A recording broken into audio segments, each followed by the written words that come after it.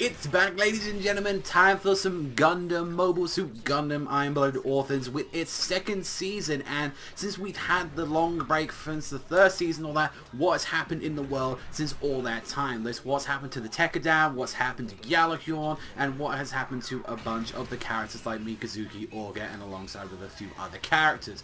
Turns out, like, actually after the whole incident that where they actually protected everyone, like, Tekkadan got quite a name for themselves, being known as heroes, and actually ended up becoming like the Earth's like defensible part of like the military like kind of contract work that they're actually working for, alongside becoming like very well in with their own organization as well. We can clearly see though like Mikazuki was pretty messed up from the end of last season, all that, like he like can't use his arm anymore, alongside that he actually as well can't see out of his left eye. But one of the most interesting thing was that actually what happened was like somehow when he's using the like the Daria system, he's able to actually use that arm again and use the eyes. So it's something weird where it's definitely very linked to it, where it's like seems like part of the actual his body uses and all that is going into that system. And I think it's like the more he keeps using it and all that, the more that it's actually gonna like probably mess up his body later on in the series, from what we say. Meanwhile, Orga is pretty much like a little bit sad and all that, although you can still see that kind of like bloodlust wanting to be on the battlefield. He's kind of more of the pen pusher, like from what we've seen from the first episode. Definitely shows that he wants to be out there on the fields with his guys and all that, and he definitely has like a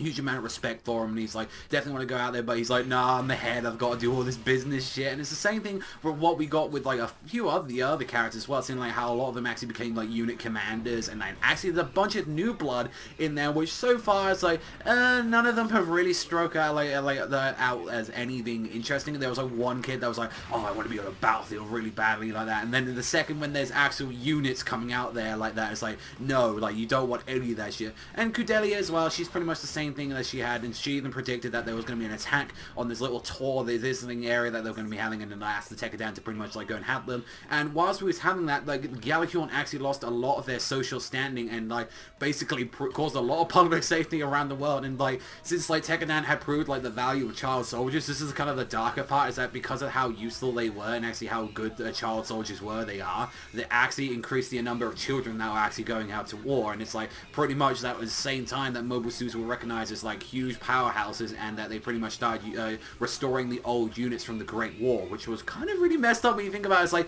with the stuff that they've been doing and making a name for themselves, they've actually kind of as well made things a little bit worse due to the fact that they're using child soldiers, but they couldn't help that as they were trying to make a name for themselves. And like it's just like it was a very weird like situation to be in like that. Although I definitely loved the part of the episode when we actually got to see him like out on the battlefield like that. You got to see Orga like watching his boys from the back like that. I loved that kind of bit there. And then like you saw Mikazuki coming in the Barbotos Lupus, the upgraded version, and he came in like a badass, coming to the opening song of like Spy Air, and it was such an amazing song. If you don't know, Spy Air is like one of my favorite bands out there. Like they've done some of my like favorite openings. I absolutely love one of my personal favorites. It's still one of my favorite openings to this day and all that. Is definitely the opening to Gintama opening 13 Sakura Natsuri. Like that one is a beautiful opening. Absolutely adore it, and they've done such great stuff like the Haikyuu Thirst opening alongside with a bunch of other series as well, but they've been most notable for Haikyuu and like alongside with Gintama. And definitely I had to just give full thumbs out. It's an amazing opening. I cannot wait to see the full visuals of that song, but definitely getting you pumped and all that. Really did love like Man of the Mission, like Raise Your Flag, and also as well the second opening that we had. I definitely loved that one, and I think that's a one big huge thumbs up to like Gundam, and like especially this version of it and all that, is that its music is fantastic, its OSTs, soundtrack, even as well. I definitely noticed like a lot of the characters, like not really their facial, but I noticed that quite a few characters looked a little bit different. I guess that's like showing over time like kind of what happened to them. It's like hasn't been that long of like a time skip for some of these characters, but you can definitely see that they've kind of gone a little bit older in some of their designs, which was something I kind of liked pointing out. Is like definitely time has changed since we last saw some of these characters, and I kind of like that about this episode. And like what we didn't get to see too much of Galakon's protected, like, you know, we did get to see a bunch of new blood because we kind of needed to, because like the only one we really knew afterwards was Ein, just a bunch of like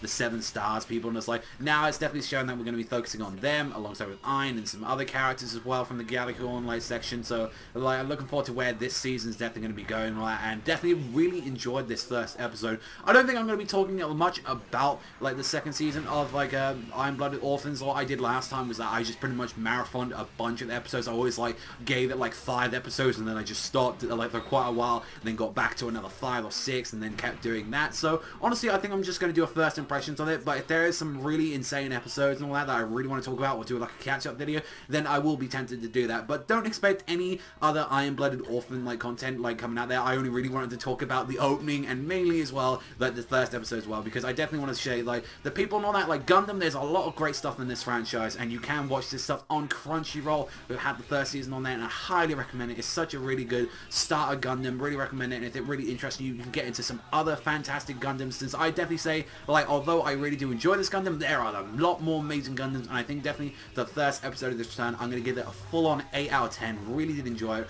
Not too sure on the new characters. That was the only thing I was like a little bit like I felt like shielded in. It's like, hey, like here's some new guys, let's kind of like them, and so far all I'm just seeing is targets walking at the moment for a lot of these guys, but hopefully some of my favorite characters don't die and all that. I actually kind of grew to enjoy it, like some of the older Tekka Down members like around about the end of the series, but seeing a little bit of new blood and all that, you can kind of see like what's going to be happening with some of them. Some of them are going to get bodied pretty hard. But that's all from me. Thank you much for watching as always. Let me know what you all thought about this Gundam episode down below, and I'll see you guys though next time.